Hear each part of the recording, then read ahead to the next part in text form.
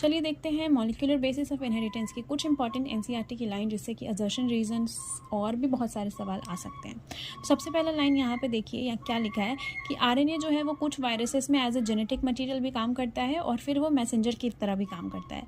लेकिन आरएनए का ना कुछ एडिशनल रोल भी है, और वो रोल क्या है कि it acts as an adapter, structural and in some cases as a catalytic molecule. तो ये बहुत इंपॉर्टेंट लाइन है, क्योंकि सब आरएनए को सोचता है कि बस वो एक मैसेंजर है या फिर एक जेनेटिक मटेरियल है, लेकिन नहीं, अडेप्टर भी है जिसमें टीआरएनए आता है, राइट, स्ट्रक्चरल और कैटालिटिक मॉलिक्यूल भी है वो। नेक्स्ट लाइन में देख सकते हैं कि यहाँ पे लिखा है कि जो डीएनए मॉलिक्यूल होता है ना, उसकी बैकबोन यानी पॉलीन्यूक्लियोटाइड की बैकबोन जो है वो शुगर एंड फॉस्फेट होती है, और बीच में नाइट्रोजिनस बेसिस होते हैं जो लिंक करते हैं उनको, ठीक है। तो ये लाइन हो गया। फिर 5 मिथाइल यूरासिल को हम थाइमिन भी कहते हैं, ये दूसरी लाइन हो गई। उसके बाद कुछ साइंटिस्ट का बात आता है यहाँ पे। साइंटिस्ट का नाम इस चैप्टर में बहुत ज़्यादा ज़रूरी है।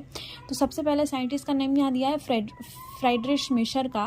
1869 में फ्राइड्रिश मिशर ने डीएनए को एज ए एसिडिक सब्सटेंस बताया कि वो न्यूक्लियस में रहता है, और इसी से उन्होंने डीएनए का नाम डीएनए नहीं बताया था, लेकिन उन्होंने न्यूक्लियन बताया था, ठीक है, न्यूक्लियन बताया था। उसके बाद 1953 में James Watson and Francis Crick आए, जो कि एक्सरे डिफ्रैक्शन डेटा दिया गया था विलिकिंस एंड फ्रैंकलिन्स के द्वारा, जिसके बेसिस पे James Watson and Francis Crick ने डबल हेलिक्स मॉडल दिया किसका, डीएनए का, ठीक है। उसके बाद अरविंद चारगफ का एक रूल है कि जितना एडेनिन है उतना ही थाइमिन होगा, जितना ग्वानिन है उतना ही साइटोसिन होगा, they are in constant and equal amount, right. तो ये कुछ लाइंस हैं जो बहुत ज़्यादा ज़रूरी हैं। ऐसे ही वीडियोस के लिए सब्सक्राइब करें और देखते रहें छोटे छोटे शॉर्ट्स के फॉर्म में। मैं एनसीईआरटी की सारी लाइन आपको कवर करवा दूंगी।